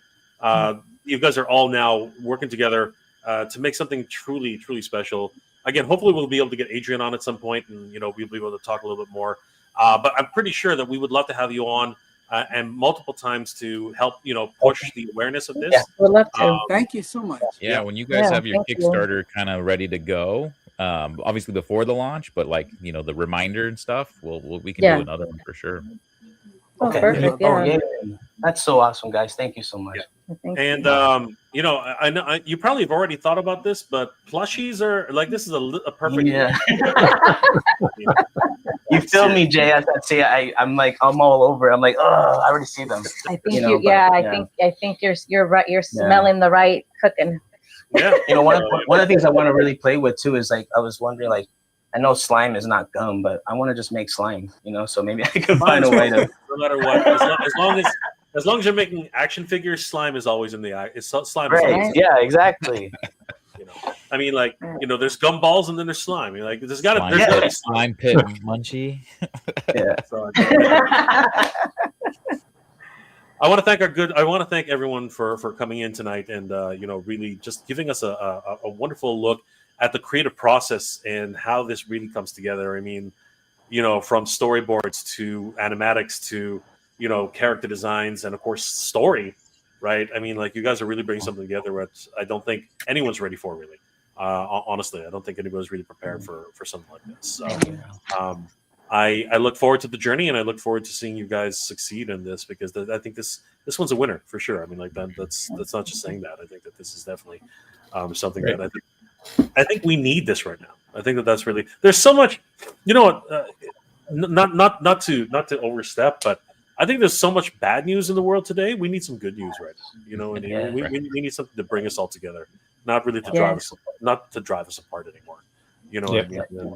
And I think that this is one of those things that can really bring a smile to people's faces, and I think that this is very necessary in today's world right now. Yeah, absolutely. Thank you. I would agree. Yeah. So we got a couple more comments. Sebastian Gomez, Danny and Esther are the real deal. I've only known them for a little bit, but I could tell they're going to take this line far, especially with the team they have around them. Absolutely. Definitely. Sebastian. Thank you, Sebastian. 100%. Exactly what we're all thinking. I think it's 100%. King Pandor, what's going on, Noel? Mr. J, always helping the artists get recognition. You're awesome. Love and support from Chicago. Thank you so much, Noel. Really appreciate it. But you know what? No, they found us. Honestly, they won't need much more recognition. And this is a dream team right here for sure.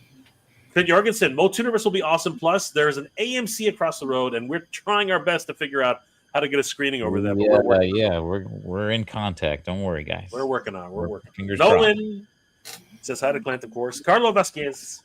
It feels like all the best part of the 80s cartoons brought together in one new epic story. I think that that's definitely something truly special. Yeah. She's back to the king of Mr. Friday Night. Okay, whatever. Calm down there. And of course, now look forward to the Kickstarter. Yes, of course. We will have all the information up as soon as we can. Once we really want to help put this forward, Mike and I are going to do our best and grab as many toy tubers into this as possible because we really want people to learn more about this and have a lot of fun. Thank you. On that note, Jay, you helped make this, right, Jay?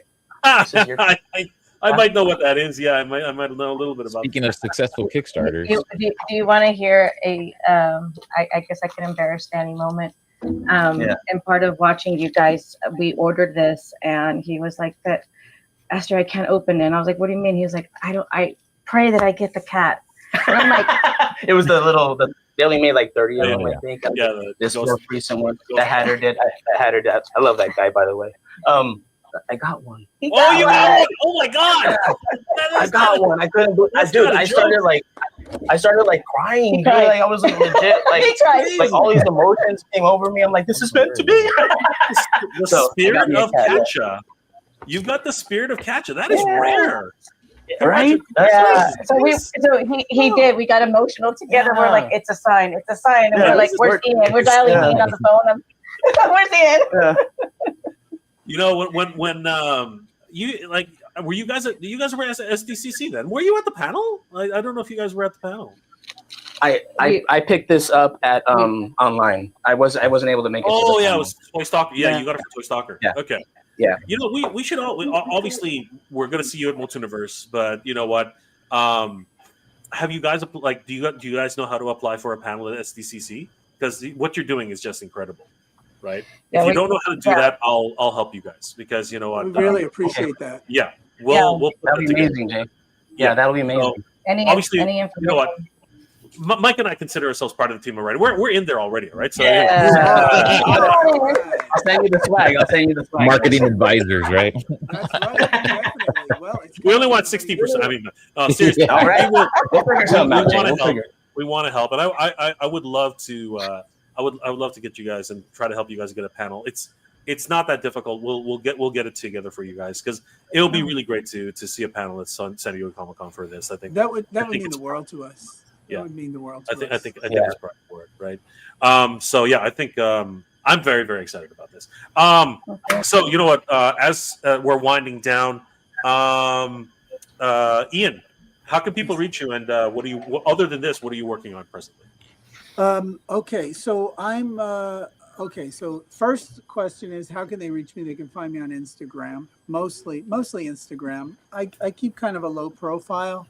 I'm a bit of a I hide a lot, but when I'm around people, they know they can't shut me up. But it's the people I'm around. But otherwise, they can find me on Instagram and projects I'm working on. There's two things.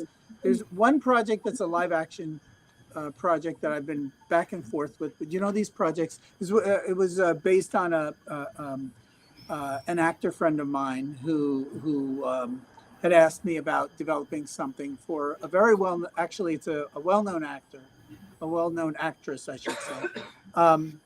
I've been working on that, but you know these projects, they come and they go. They're hard. It's hard to get people together and these things. But otherwise, I work in comic books, and I just completed 5 covers for a comic book that I can't talk about because it hasn't come out yet. And other than that, I work on this, and it's a passion project for Danny and Esther, and it's a passion project for me because I'm passionate about them and I'm passionate about this. So I put a lot of time into this, and so does everybody else here, and we do it because we believe in it. Absolutely. And what is your Instagram if people want to follow you? It's Ian Dorrian. It's just Ian Dorrian. So they'll probably see things like if they're looking for, say, like, because I was a character designer on The Watchmen, Chapter 1 and 2 for Warner Brothers. That's so great. Yeah. I got to work on Night Owl, which was a really enjoyable. But they'll see that, and they'll see a lot of my comic book art. So they can just go Ian Dorrian. There's not many of me out there. I think there's 1 or 2 in the world, but I'll be the one that looks. You do have one that looks the same, though. You do have one that looks identical. Don't confuse it with Guy Dorrian. It's the wrong account. That's right. You guys know my brother, right? Yeah. You should ask him one day. You know, Ian. It's just as an inside joke. Ask him one day it's like, did you know that Jay doesn't know about the Hallmark Channel? And see his reaction. He will lose it. He completely lost it when I told him, when he goes to me, you guys know the Hallmark Channel, right? And I was like, the hell's that? And Well, he's it's like, filmed in Canada, right? that's the exact same reaction he gave me. I was like, what the hell are you and I literally said, what the hell are you talking about? And he lost it. Ian, he lost it. He literally lost it on me. I only know that because of him.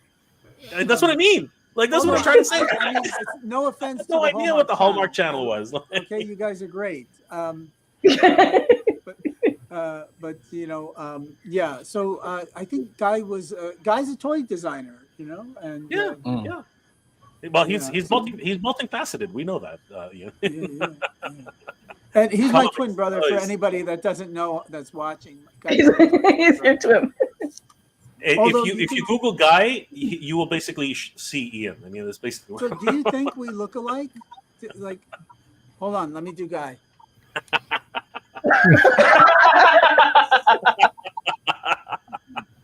Hold on. I'm not gonna lie. Like, so fun fact. Fun fact. When we first had our scaring the kids. When we first had our first meeting, I was about to say, "Hey, Guy," and then all of a sudden I read on the bottom it says Ian Dorrian. I'm like, what the? I literally was like, "What the f?" Right? And I had no idea. He never told me. He about. He told me he had a brother, but he never told me you guys were twins. So yeah, I would say Guy's meat and potatoes, and I'm brie and crackers. Like if that helps, you know. I think you guys are both wonderful vintage, just like the rest of us, and you guys are doing something truly, truly special. Vic, what are you? Do you have social media? Are you? Not really. No.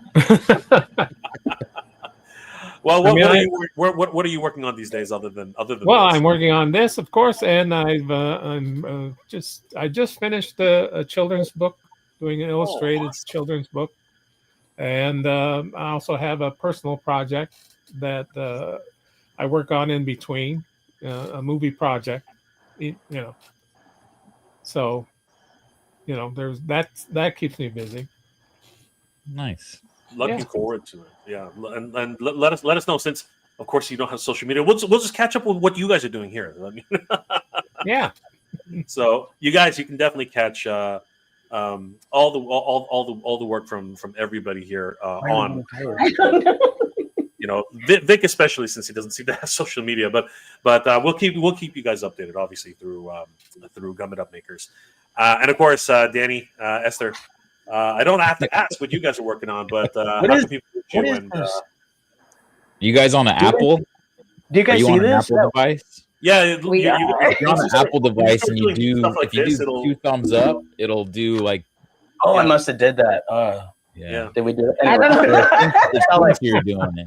Yeah, I saw like if you fireworks. like if you throw the peace sign, it'll do like balloons. We're like, what is going on? What's happening? My Instagram is RRR_YAGA, so Arriaga. That's how you can see more of my art and see more about me. And then we also have the Gum It Up Makers Instagram, which is gum_it_up_makers, right? Okay. Yep. And then yours, But right now, if you do go to Danny's website, there is a tab to sign up for the newsletter to get more information. So if you guys are interested, definitely sign up, and we'll be posting. Yeah, I'm excited. Awesome. Very cool. Well, guys, thank you again for the wonderful chat this evening. I think that it really has been a lesson in just patience and you know, following your dreams, and of course just being burnt out and you know, just doing what you love, right? I mean, I think that's really what this has turned out to be. But it really also you know, in a lot of ways, it's also about friendship, camaraderie, and having people having your back. You know what I mean? So this is just it has been truly touching and of course getting to know you guys tonight, and we'll definitely learn more about you guys as the weeks and the months go on, because we will be pushing this to the Nth Degree Mike. I think Yeah. all of our Thank you. Toy friends are going to be Thank you so much. on the bit on this. Yes. I'm excited, and once the word starts getting out, I think a lot more people. I know Hatter is going to be super excited once he hears that there are going to be actual Muppets running around all over. He's going to lose his mind. I think that a lot of people are going to be very, very excited. I love him, and I haven't met him. He has well, Danny's my late sleeper, but 6 o'clock in the morning. I know all you guys' hours. He streams at 6 a.m. with nostalgia. Yeah. Yeah. So on Fridays, Friday morning. Yeah, I'm over here laughing at 6 a.m. She's like sleeping. On my days off, it's not fun. Yeah. Well, thank you guys for watching, and of course, supporting the channels. We really do appreciate it. But guys, if you haven't already, please, as everyone here has mentioned, follow Gum It Up Makers on Instagram. This is going to become a very, very important channel, Instagram page very, very soon.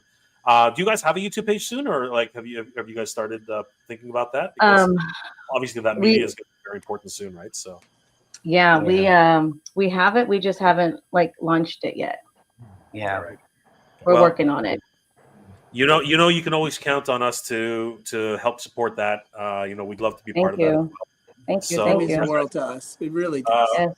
Yeah. Vic doesn't have one, but please follow these guys. Ian Dorrian, and of course Danny and Esther. Guys, follow all these guys on their social medias. Mike, what a day, man! It's been absolutely crazy hanging out with these wonderful people, and the hopes and dreams, man. Like this is absolutely crazy. Any closing thoughts, Mike, before we start logging off? Well, first, thank you to all of you guys for coming on again, for reaching out, and it's weird how we're almost like in different paths all the way, but there's a very similar story where it was like I was really missing a Masters of the Universe convention, and I was down in the dumps, and I tried to make one on my own, and it failed, and here comes Jay, and he's like, "Hey, let's do this. Let's make this a reality." And and then to turn that into a Kickstarter and to raise over $20,000 just completely blew my mind.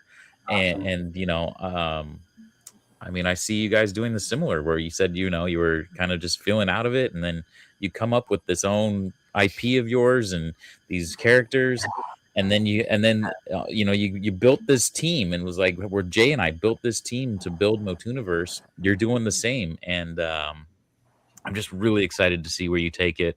And like I said, Jay and I are here to help you guys all the way. We're very excited that you guys will be at the con, showcasing everything. And just thank you guys. Appreciate that. Thank you so much. So guys, as you've heard it here first. Why won't this thing do its thing? Come here. There it is. So yeah, guys, we are truly blessed and humbled to have be in here at the antithesis of this, the genesis of this, and we know that this is only going to go further as it grows and picks up steam. So best of luck to you guys, and of course we will be here every step of the way to help you guys, whatever you Thank you. And thank you everybody who comes on to watch the podcast now and to watch it in the future. I'd like to thank them personally for taking the time to watch it. I mean, I love this podcast, and when my brother told me about it, I was really excited to watch a bunch of stuff. It was just fantastic. And you guys really know how to make it fun. And that means a lot to us, and thank you so much for following your dreams. Yeah. Well, Ian, we're just gonna let you drive next time. You can just literally, just you're so entertaining. I think we could just leave you on autoplay, and we'll just do whatever we need to do. That's why Danny asked me to write, so it would shut me up. We'll go get a coffee, and Ian will just be going on and on. It's gonna be fun. But Vic, thank you so much for being here. We honestly, Vic, you are a legend in our circles here. So thank you so much for being Definitely. Well, what can I say to that? We love Thanks. you, Vic. And of course, Esther, Danny, thank you again for everything you guys did, and we look forward to this journey. It's going to be free. It's going to be awesome. Guys, thank you so much for joining us this evening. It's always a pleasure hanging out with you. We hope you're all doing well, staying safe, and as always, everybody, thank you very much for watching. Have a good weekend, everybody, and we hope to see you guys at Motuniverse 2026, May 23rd and 24th at the Redondo Beach, California, at the Torrance Marriott. which is in Torrance. It's not in Redondo Beach. I don't know why that's a thing, but anyway, whatever. Don't get lost, okay? Because I know I'm going to get lost. I'm relying on I'm relying on all these Californians to actually to show me where I'm going, because I'm in Canada. So we'll see how that works, right? Anyway, I'm just kidding, guys. So guys, have a good take care. Have a good weekend. We'll see you next time. Good journey, everybody, and geek proud. Take care. And we're waving.